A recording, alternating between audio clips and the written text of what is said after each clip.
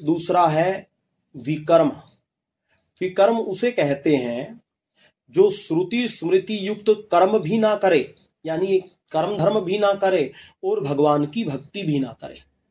इसमें उन नास्तिकों का समावेश होता है जो केवल भौतिकवादी हैं, जिन्हें भगवान या महापुरुषों से घोर घृणा है।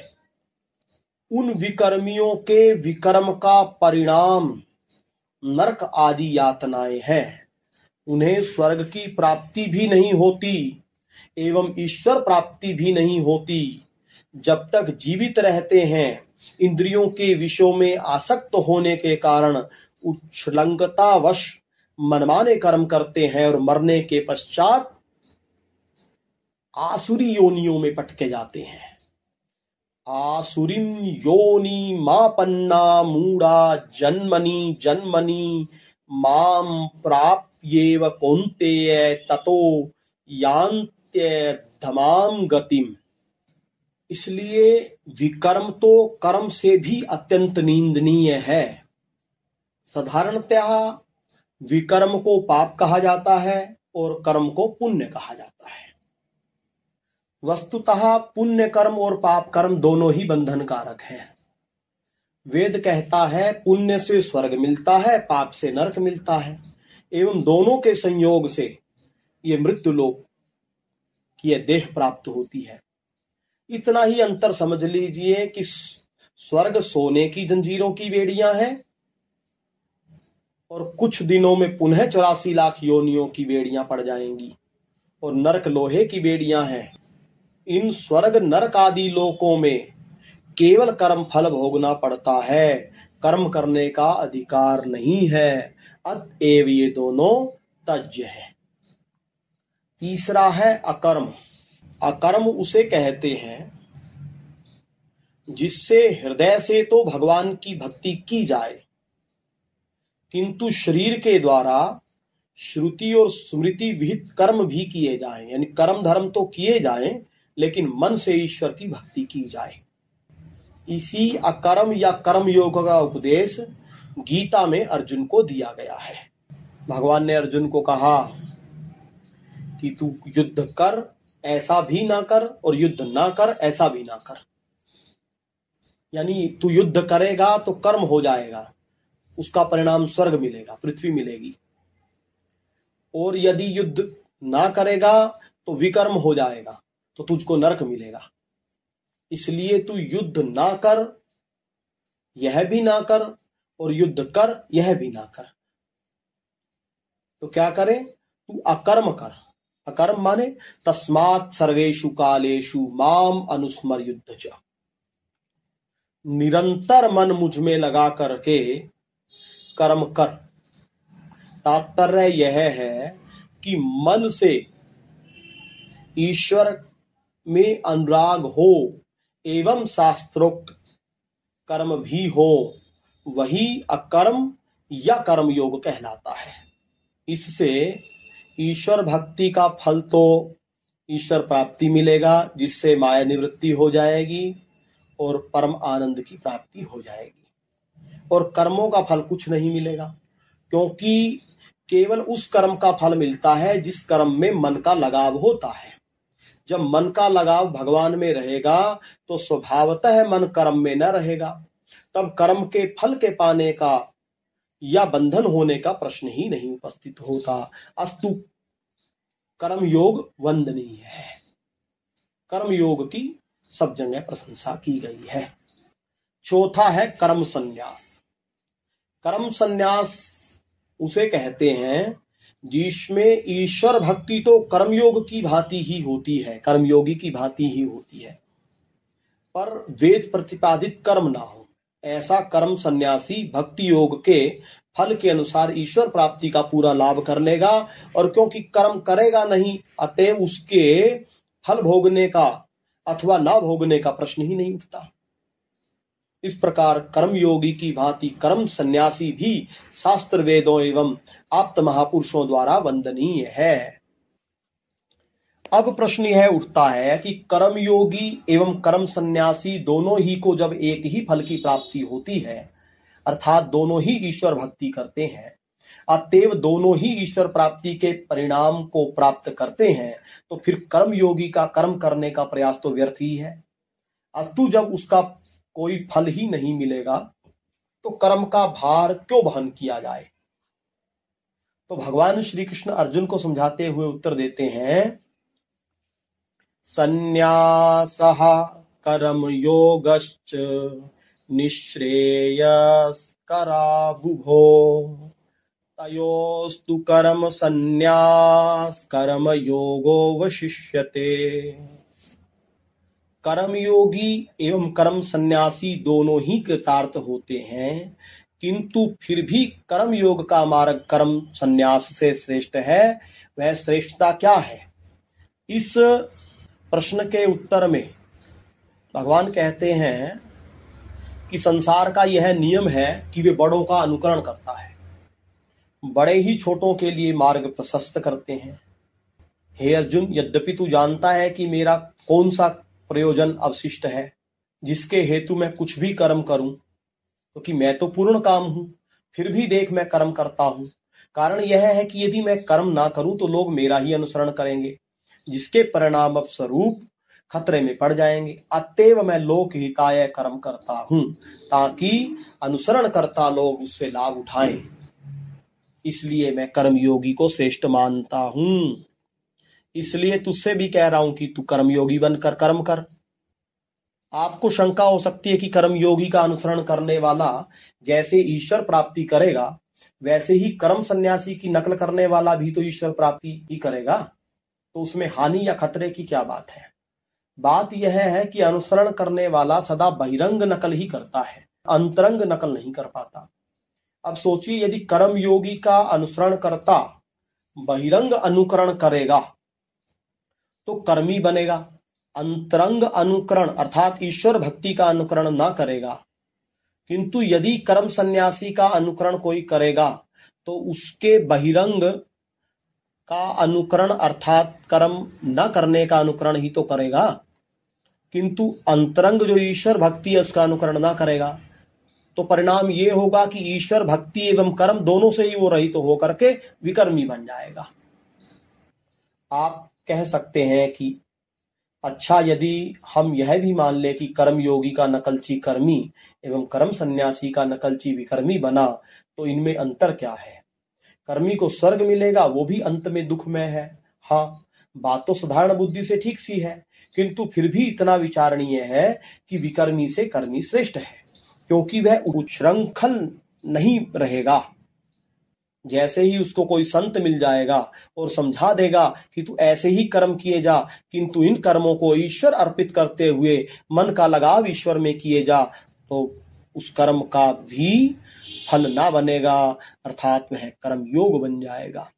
किंतु विकर्मी को यदि कोई तत्वज्ञ मिल भी जाएगा तो उच्छृंखल होने के कारण एवं शास्त्र वेद पर आस्था ना होने के कारण वह प्रथम तो स्वीकार ही ना करेगा कि शास्त्र वेद सत्य हैं एवं अवश्य माननीय है, और यदि कदाचित स्वीकार भी करेगा तो लंबे समय से उच्छृंखलता के अभ्यास के कारण ईश्वर भक्ति आदि में प्रवृत्ति दुसंभव ही है। इसके अतिरिक्त लौकिक सामाजिक व्यवस्था भी कर्म के द्वारा यथोचित चलती रहेगी, जबकि विकर्मी के द्वारा लोक में क्रांति ही की संभावना रहेगी। यह कर्म योग एवं कर्म संन्यास के अनुकरण का अंतर है। अब आप समझ गए होंगे कि ईश्वर भक्ति युक्त कर्म ही वंदनीय है, शेष कर्म निंदनीय है। फिर भी विकर्म से कर्म अच्छा है।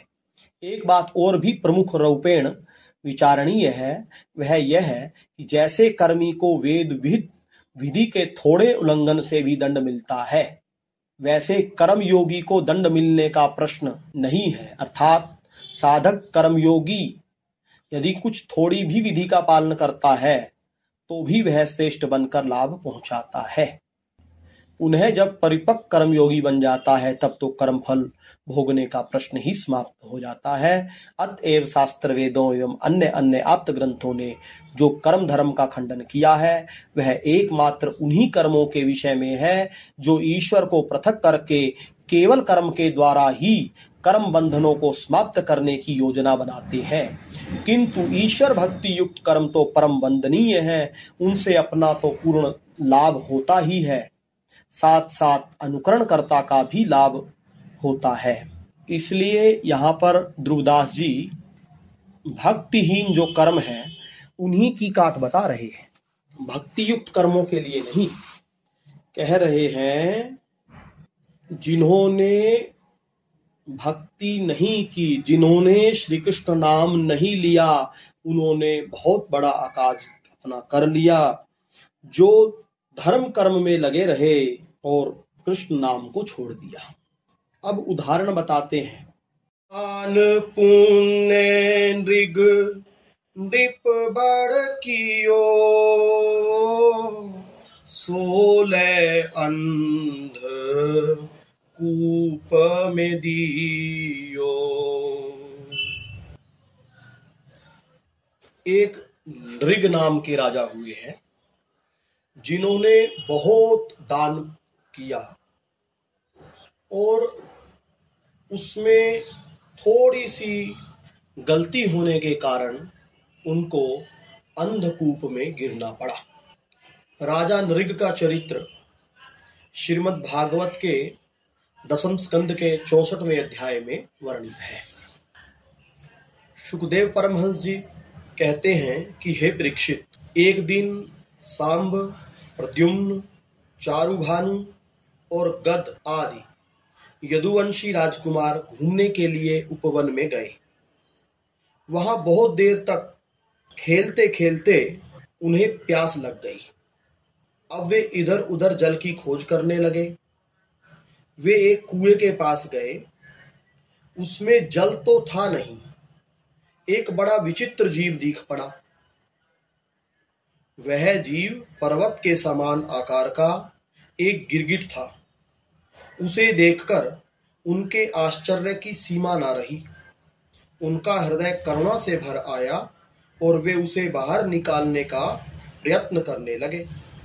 परंतु जब वे राजकुमार उस गिरे हुए गिरगिट को चमड़े और सूत की रस्सियों से बांध करके बाहर ना निकाल सके, तब कौतूहलवश उन्होंने यह आश्चर्यमय वृतांत भगवान श्री कृष्ण के पास जाकर निवेदन किया। जगत के जीवनदाता कमल नयन भगवान श्री कृष्ण उस कुएं पर आए। उसे देखकर उन्होंने बाएं हाथ से खेल खेल में अनायास ही उसको बाहर निकाल लिया। श्री कृष्ण के कर कमलों का स्पर्श होते ही उसका गिरगिट रूप जाता रहा और वह एक स्वर्गीय देवता के रूप में परिणत हो गया। अब उसके शरीर का रंग तपाए हुए सोने के समान चमक रहा था और उसके शरीर पर अद्भुत वस्त्र, आभूषण और पुष्पों के हार शोभा पा रहे थे। यद्यपि भगवान श्री कृष्ण जानते थे कि उस दिव्य पुरुष को गिरगिट योनि क्यों मिली थी, फिर भी वह कारण सर्वसाधारण को मालूम हो जाए, इसलिए उन्होंने उस दिव्य पुरुष से पूछा कि महाभाग, तुम्हारा रूप तो बहुत ही सुंदर है, तुम हो कौन? मैं तो ऐसा समझता हूं कि तुम अवश्य ही कोई श्रेष्ठ देवता हो।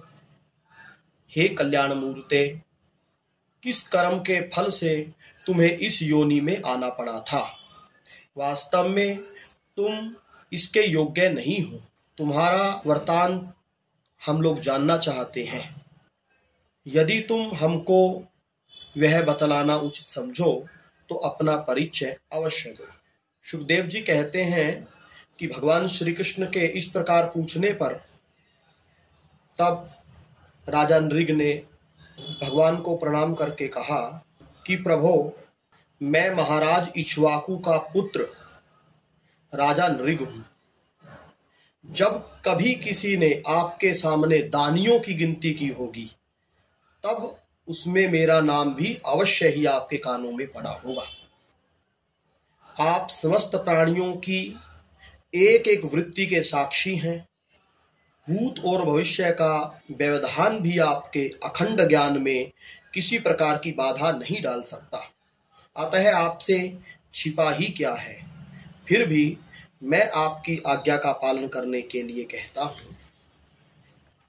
भगवान, पृथ्वी में जितने धूलिकण हैं, आकाश में जितने तारे हैं और वर्षा में जितनी जल की धाराएं गिरती हैं, मैंने उतनी ही गौएं दान की थी।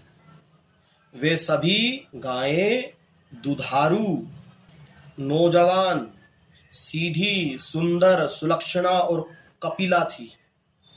उन्हें मैंने न्याय के धन से प्राप्त किया था।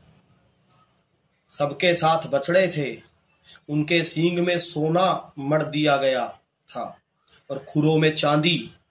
उन्हें वस्त्र, हार और गहनों से सजा दिया जाता था। ऐसी गौएं मैंने दी थी।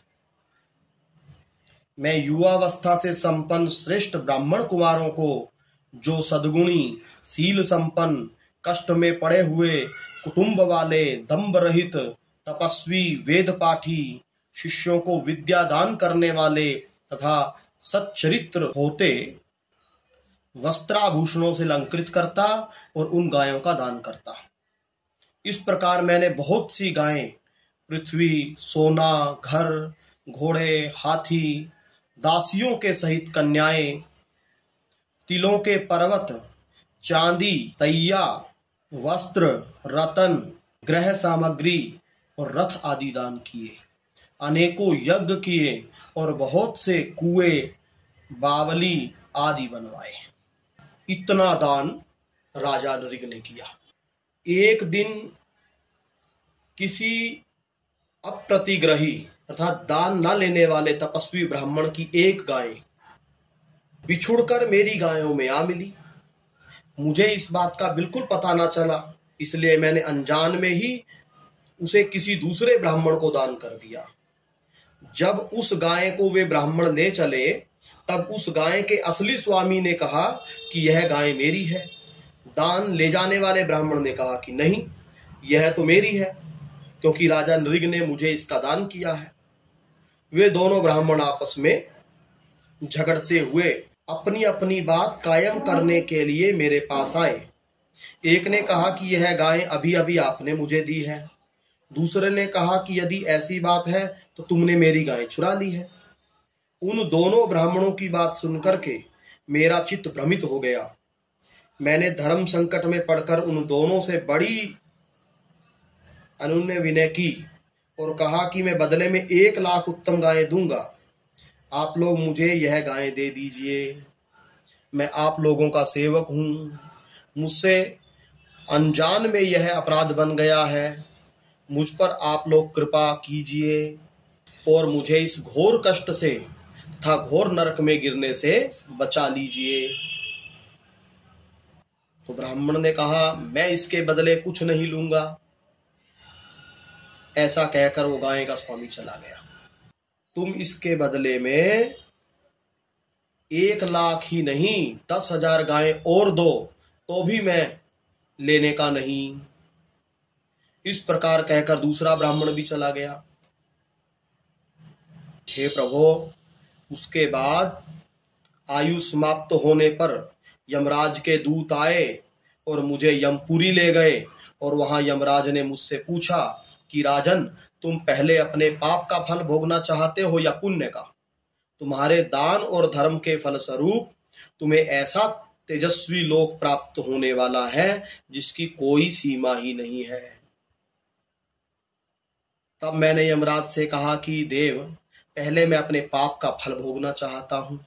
और उसी क्षण यमराज ने कहा कि तुम गिर जाओ। उनके ऐसा कहते ही मैं वहां से गिरा और गिरते ही समय मैंने देखा कि मैं गिरगिट हो गया हूं। अब आपकी कृपा से मुझे फिर से वो देवत्व शरीर प्राप्त हुआ है। तो देखो, इतना धर्म कर्म का पालन करने वाला, इतनी गाय दान करने वाला, इतने यज्ञ करने वाला राजा नृग, उसको भी थोड़ी सी गलती हो जाने के कारण कर्म धर्म में उनको गिरगिट बनना पड़ा। इसलिए यहां ध्रुवदास जी राजा नृग का उदाहरण दे रहे हैं। धर्मनि में अरुझाई भुलाने, विधि प्रपंच सबे जग जाने। इसलिए सामान्य धर्मों में उलझना विधि प्रपंच में उलझना है। यह ना तो मुक्ति का मार्ग है और ना ही भक्ति का मार्ग है। कोटि धर्म व्रत निगम रटी, विधि सो करे बनाई। एक नाम बिनु कृष्ण के, सबे अवधि हुए जाई। कोई व्यक्ति वेदों को रटते हुए कोटि कोटि धर्मों का विधि पूर्वक अनुष्ठान आचरण क्यों न करता रहे, श्री कृष्ण नाम के उच्चारण के बिना उसका सब कुछ किया कराया व्यर्थ हो जाएगा। कोटि धर्म जो को करियावे, कृष्ण नाम बिनु गति नहीं पावे। नाम ही सो जिन बांध्यो नातो, जग के सुख ते सो भयो हाथो। मिथ्या लालच जगत सुख, सब ही दुख को धाम। इक रस नित आनंदमय, सत्य श्याम को नाम। इसलिए यह निश्चित है कि कोटि कोटि वर्णाश्रम धर्मों का आचरण करने वाला भी श्री कृष्ण नाम के आश्रय के बिना सद्गति अथवा मोक्ष की प्राप्ति नहीं कर सकता। जिस किसी भाग्यशाली ने श्री हरि के नाम से अपना संबंध जोड़ लिया है, वह विषय सुख रूपी संसार से सर्वथा मुक्त होकर परम पद का अधिकारी बन जाता है। इसलिए निश्चित है कि सामान्य धर्माचरणों से मिलने वाले उसके सुख केवल जीव की तृष्णा मात्र है एवं दुखाल्य है। नित्य आनंद में शाश्वत सुख तो केवल श्री कृष्ण नाम के आश्रय से ही मिलता है। हेम को सुमेर दान, रत्न अनेक दान। गज दान, अन्न दान, भूमि दान करही। मोतीन के तूला दान, मकर प्रयाग न्यान। ग्रहण में काशी दान, चित्त शुद्ध धरही। सेज दान, कन्या दान, कुरुक्षेत्र गाँव दान। इतने में पापन को नेकहु न हरही। कृष्ण केसरी को नाम, एक बार लीन्हे ध्रुव। पापी तीहु लोकन के, छिन माही तरही। दान धर्म श्रेय को देने वाला है। श्रेय माने भगवत प्राप्ति कराने वाला है, दिव्यानंद की प्राप्ति कराने वाला है।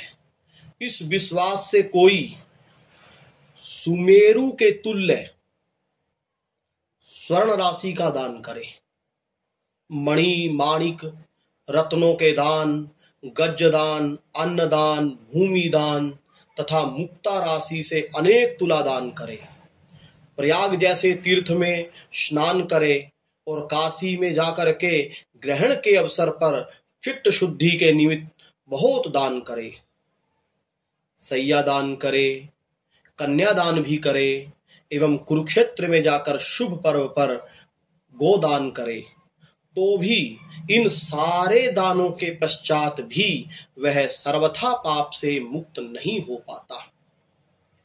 गोकोटिदानं ग्रहणे सुकासी प्रयाग गंगायुतकल्पवासः यज्ञायुतं मेरु सुवर्णदानं गोविंद नाम्ना न कदापि तुल्यम।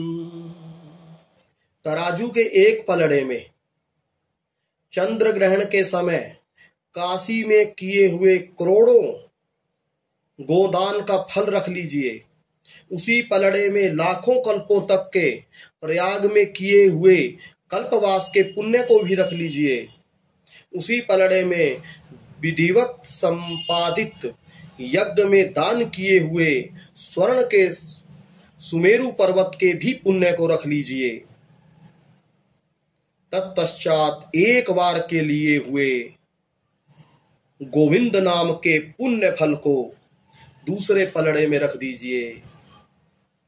समस्त पुण्य मिलाकर भी भगवान नाम के पुण्य की फल की क्षमता करने में असमर्थ हैं। ध्रुवदास जी कहते हैं कि श्री कृष्ण केशरी का नाम एक बार लेने मात्र से त्रैलोक्य के सारे पापी एक क्षण में संसारी आवागमन के चक्र से छूट करके परम गति के अधिकारी हो जाते हैं। तो इस प्रकार कर्म धर्म में समय को व्यर्थ ना करते हुए श्री कृष्ण भक्ति करनी चाहिए।